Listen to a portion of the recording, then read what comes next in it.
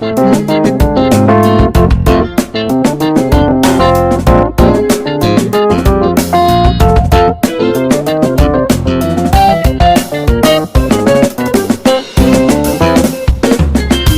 Kriminologi, topik ke-52 dari 75 topik. Penjelasan teori struktur sosial tentang kejahatan. Bagian kedua, karya besar Durkheim lainnya yang sangat berperan dalam penjelasan kriminologi adalah tentang hubungan antara solidaritas sosial dan gejala bunuh diri.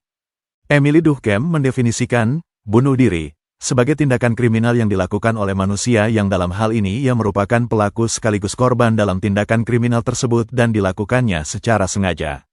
Telaah tentang bunuh diri bukan hal yang baru pada masa Durkheim melakukan studinya. Pada masa itu ada dua tafsiran yang umum dikenal tentang penyebab bunuh diri, yaitu tafsir gangguan psikologis, biologis, dan tafsir ekologis. Tafsir gangguan psikologis melihat bunuh diri sebagai gejala individual yang terjadi karena pelakunya menderita gangguan mental, yang dapat digolongkan ke dalam 4 tipe utama gangguan mental. Tipe-tipe bunuh diri secara psikologis adalah A. Maniacal suicide, yaitu bunuh diri yang disebabkan oleh halusinasi, baik untuk menghindari atau menuruti perintah yang dianggapnya nyata. Perilaku ini dapat dijumpai pada penderita skizofrenia. B. Melancholy suicide, yaitu bunuh diri yang dilakukan oleh orang yang berada dalam keadaan depresi berat dan kesedihan yang berlebihan. Tindakan ini misalnya kita dapat jumpai pada perilaku manic depression, depresi pasca melahirkan, juga pada penderita bipolar. C. Obsessive suicide, kasus-kasus bunuh diri yang tidak dilandaskan pada motivasi tertentu, baik yang nyata maupun yang imajiner, tetapi dilandaskan semata-mata pada gagasan tentang kematian yang begitu kuat tertanam dan menguasai pikiran pelakunya. Pelakunya sedemikian dikuasai oleh keinginan untuk membunuh diri sendiri, walau disadarinya sesungguhnya tidak ada motivasi yang masuk akal untuk automatic suicide, yakni tindakan bunuh diri yang semata-mata dilandaskan pada dorongan impulsif. Misalnya bunuh diri massal yang diperakasai sekte keagamaan tertentu, seperti yang dilakukan James Warren Jones, Jim Jones, pada tahun 1978 asal Amerika Serikat, pemimpin sekte People's Temple, yang menyuruh pengikutnya untuk melakukan bunuh diri massal di Republik Guyana, bersama dirinya sendiri. Tafsir psikologis ini, menurut Durkheim sulit dipertanggungjawabkan kebenarannya karena tidak semua tindakan bunuh diri dilakukan oleh para penderita gangguan psikologis. Ditambahkannya, data yang digunakan untuk menarik generalisasi, bahwa bunuh diri merupakan akibat berbagai faktor psikologis begitu terbatas, hingga kesimpulan yang ditarik pun bersifat overgeneralization. Selain itu, keraguan Durkheim terjadi karena, berdasarkan data statistik yang dihimpunnya, terlihat adanya keteraturan hubungan di antara bunuh diri dengan beberapa ciri sosial kultural. Beberapa ciri termaksud adalah jenis kelamin, agama, usia, dan asal negara pelaku bunuh diri. Peningkatan angka bunuh diri secara teratur dalam satuan abad juga menambah keraguan Durkheim. Singkatnya, bunuh diri itu lebih dari sekedar hasil kerja faktor-faktor psikologis. Sama halnya seperti tafsir psikologis, Durkheim juga menolak penjelasan biologis, bahwa ada hubungan di antara bunuh diri dengan ras dan asal-usul keturunan pelakunya.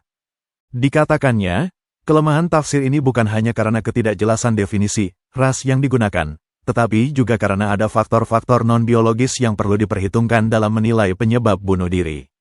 Data-data statistik yang dikumpulkan Durkheim menopang kecurigaan termaksud hasil tafsir ekologis atau kosmis, yang merupakan salah satu tafsir dominan pada masa itu, juga tidak memuaskan Durkheim. Berdasarkan data statistik, tidak terlihat adanya keteraturan gejala bunuh diri menurut variabel-variabel ekologis seperti iklim, suhu dan kelembaban udara baik di Eropa maupun di tempat lain. Berangkat dari ketidakpuasan atas penjelasan-penjelasan yang ada, Durkheim mencoba menjelaskan penyebab bunuh diri secara sosiologis. Namun, tidak semua proposisi dasar penjelasan yang ada disanggahnya. Dalam batas-batas tertentu, ada yang diterimanya. Misalnya, ia mengakui kebenaran pandangan bahwa bunuh diri bukan merupakan gejala yang lepas dari gejala lainnya. Yang membedakan pandangan Durkheim dari pandangan-pandangan di atas adalah pengakuannya bahwa, walau bunuh diri merupakan tindakan individual, keseluruhan tindakan ini dimanifestasikan dalam tingkat bunuh diri tidak dapat dipandang sebagai semata-mata penjumlahan tindakan individual. Lebih dari itu, bunuh diri pada dasarnya merupakan gejala sosial yang terjadi di dalam kolektivitas, merupakan fakta sosial, fakta sui generis dengan keutuhan, individualitas dan sifat-sifat dasarnya sendiri. Berangkat dari asumsi dasar, bahwa bunuh diri merupakan gejala kolektivitas, inilah Durkheim melakukan telah sosiologisnya untuk mencari penyebab bunuh diri. Dan dia menemukan beberapa tipe utama bunuh diri.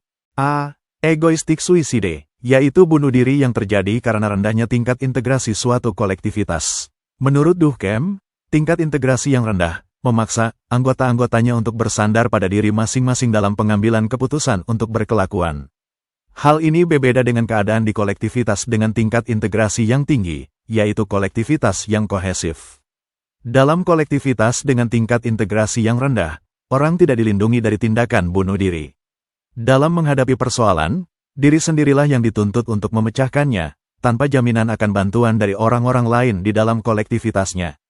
Hal ini misalnya terjadi pada fenomena bunuh diri yang marak dilakukan oleh penduduk metropolitan di Jepang atau di Korea Selatan, oleh karena telah bergesernya tipe solidaritas mekanik pada solidaritas organik, selain pula disebabkan karena tuntutan hidup serta pekerjaan ataupun pendidikan demikian tinggi atau kompetitif sehingga menyebabkan tingginya angka stres maupun depresi yang mendorong kasus-kasus bunuh diri yang meningkat di kedua negara tersebut. B. Altruistic suicide. Tipe bunuh diri ini tidak terjadi karena integrasi sosial yang lemah dalam kolektivitas, tetapi justru karena integrasi sosial yang kokoh, atau dengan kata lain, karena kurang individuasi, individu hampir terabsorpsi oleh masyarakat secara menyeluruh.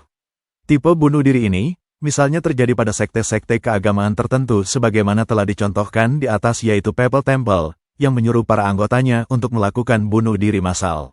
Secara khusus ada 3 tipe utama bunuh diri altruistik, yang saling berkaitan satu sama lain, Durkheim, 1950.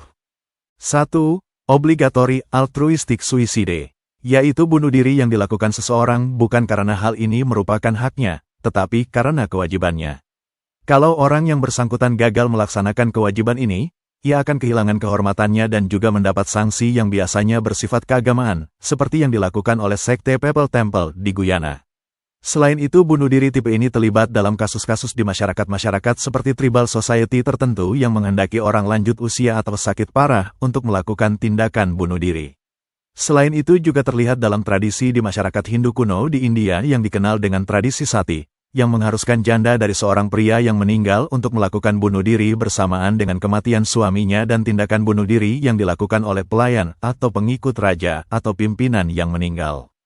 2. Optional altruistic suicide, yaitu kategori bunuh diri yang terbentuk dari kasus-kasus bunuh diri yang terjadi bukan atas dasar kewajiban, yang bersifat memaksa, yang ditetapkan secara eksplisit oleh masyarakat tetapi atas dasar dukungan masyarakat.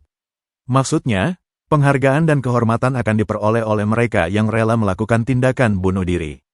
Contohnya adalah para prajurit Jepang yang bersedia melakukan bunuh diri untuk membela klan shogunnya atau prajurit Jepang yang melakukan bunuh diri atau harakiri pada Perang Dunia II untuk membela kehormatan negaranya. Bunuh diri tersebut, misalnya seorang pilot pesawat tempur Jepang, memilih menabrakkan pesawat dan tentunya termasuk dirinya sendiri, kamikaze, pada kapal induk Amerika Serikat yang menjadi musuh Jepang pada Perang Dunia II di Pearl Harbor, juga di beberapa medan pertempuran lain. Selain itu ada Adolf Hitler yang memilih melakukan bunuh diri bersama istrinya, daripada menyerah kepada tentara sekutu dan Red Army Rusia pada Perang Dunia II. Yang menjadi pembeda sub bunuh diri itu, adalah soal eksplisitas tuntutan masyarakat kepada warganya untuk melakukan bunuh diri. Inilah yang menjadi pembeda subtipe bunuh diri altruistik pertama dengan subtipe kedua. 3. Acute altruistic suicide atau mystical suicide. Bunuh diri dalam tipe ini bukan terjadi karena adanya unsur kewajiban, paksaan, dan bukan juga karena didorong oleh keinginan pelakunya untuk mendapatkan kehormatan. Kasus-kasus bunuh diri sendiri terdapat, antara lain, di India, di kalangan para Brahma, dan juga di suku-suku tertentu di Jepang. Bentuknya, misalnya menjatuhkan diri ke dalam gunung berapi dalam suatu upacara keagamaan, sementara warga lainnya menontonnya. Semua subtipe bunuh diri altruistik di atas merupakan gejala yang biasa dijumpai di masyarakat yang disebut Durkheim sebagai lower society. Namun, lanjutnya, ia pun dapat ditemukan di more recent civilization, khususnya di kalangan penganut agama Kristen, kasus-kasus martir Kristiani, dan militer. Dalam dunia kemiliteran, Durkheim mendapatkan adanya perbedaan tingkat bunuh diri yang terjadi sejalan dengan perbedaan lama kedinasan, kepangkatan dan kesukarelaan memasuki dunia kemiliteran. Berdasarkan analisis statistik yang dilakukannya, Secara khusus ia menemukan bahwa 1. Tingkat bunuh diri di kalangan perwira lebih tinggi yang bersama dinas lama. 2. Tingkat bunuh diri di kalangan perwira lebih tinggi daripada di kalangan prajurit. Dan 3. Tingkat bunuh diri di kalangan tentara yang memasuki dinas kemiliteran secara sukarela lebih tinggi. Terhadap temuan-temuan ini, penjelasannya adalah berpangkal pada pandangan Durkheim bahwa semakin lama masa dinas semakin tinggi penghayatan orang tentang moral dunia militer, dan semakin terserap pula mereka ke dalam dunia kemiliteran hingga kerelaan untuk mengorbankan diri untuk dunia kemiliteran, dalam wujud tindakan bunuh diri, pun menjadi lebih besar. Hal serupa juga terlihat dalam konteks perbedaan perwira prajurit dan dalam kesukarelaan memasuki dunia kemiliteran.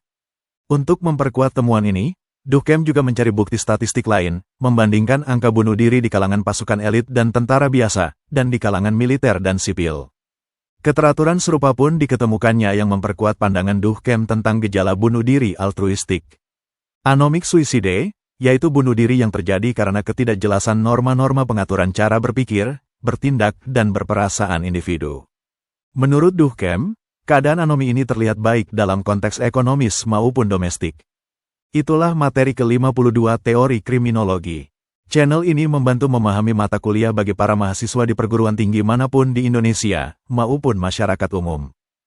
Video tutorial ilmu hukum, ilmu pemerintahan, ilmu komunikasi, ilmu manajemen, ilmu administrasi, dan lainnya disajikan di channel. Video tutorial dituturkan dan disubtitelkan agar dapat ditonton, dibaca, sambil didengarkan. Untuk pemahaman yang lebih baik, putar dan dengarkan video tutorial berulang-ulang. Subscribe dan like, agar Anda mendapatkan update tutorial lainnya. Bagikan link video ini, agar teman lain juga mendapatkan manfaat channel ini. Sampai jumpa.